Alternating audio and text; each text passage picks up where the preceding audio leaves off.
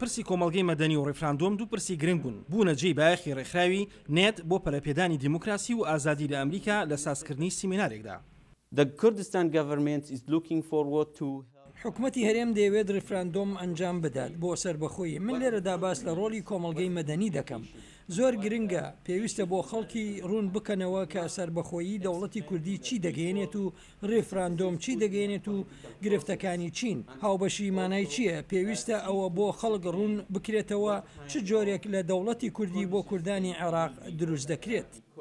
هاوکات ئایا کۆمەلگە و پێکاتە بنەڕەتەکانی کۆمەڵگەی مەدەنی ئامادەن بۆ هەر گۆڕانکاری و پەرەپێدانێکی شارستانی؟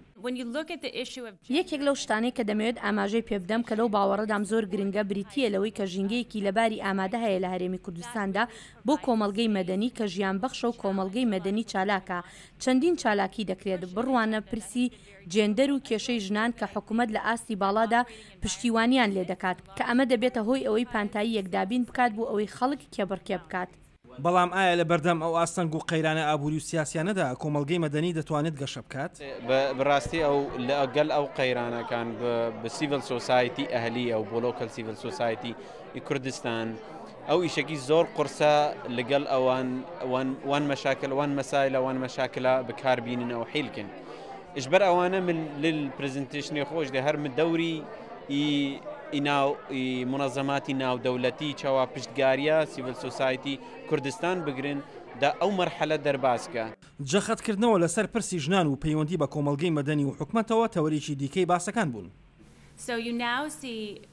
ئێستا لە هەموو پارێزگایەکدا شوێنی داڵدەدان بۆ پارێزگاریکردن لە ژنان هەیە لە کوردستاندا. یەکەمین شێڵتەر لە ساڵی 1999دا لەلایەن ڕێکخراوێکی نێودەوڵەتیەوە کرایەوە لەگەڵ پشتیوانی خەڵکی هەرێمەکەدا. بەڵام ئێستا ڕێکخراوە ناوخۆیەکانمان هەیە شێڵتەرەکان دەبن بەڕێوە و لەلایەن حکوومەتیشەوە دەبرێن بەڕێوە.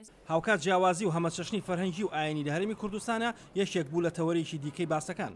Overall population of the Kurdish population. دانیشتوانی کوردستانی گەورە لە 30 میلیۆن کەس زیاترە. تەنها 5 میلیۆنی لە کوردستانی عێراق دەژی. وەک لە نەخشەکەدا دەبینین باشووری کوردستان دیفاکتۆیەکی نیمچە سەربەخۆیە لە ساڵی 1991ەوە.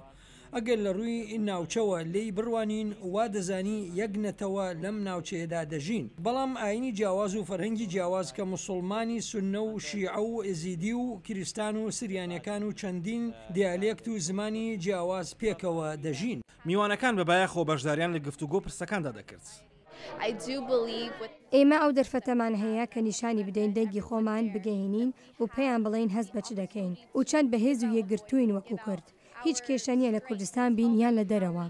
لە پرسیارێکماندا سەبارەت بۆی کە سەرباری ئەو گرفت و فشارانەی کە لەسەر کۆمەڵگەی مەدەنی و میدیا و ژیانی گشتی هەن دەتوانرێت کۆمەڵگەی مەدەنی پەرە پێ بدرێت. بەڕازگویی من لەو باوەڕەدام بارودۆخەکە زۆر ئاڵۆز و سەختە لە زۆر ئازدا. شتێک کە کۆمەڵگەی مەدەنی ڕۆڵێکی هەیە بیبینێت بۆ دروستکردنی گفتوگۆی ئاشکرا لەبارەی ئەو کێشانەوە دروست بکات و فشار لەو بارەیەوە دروست بکات. دەزانین کە چەند هێڵێکی سوور هەیە بەڵام توانی ویانە بە درێژایی ئەو ساڵانە چەند کارێکی بنەڕەتی بکەن و بەردەوام بن. ئایا کۆمەڵگەی مەدەنی لە هەرێمی کوردستاندا سەرباری گرفتەکانی بەردەمی دەتوانێت بەشداریی کارەی هەبێت لە پرسە نیشتیمانی و چارە نووسازەکاندا؟ ئاسۆ جەبار، دەنگی ئەمریکا.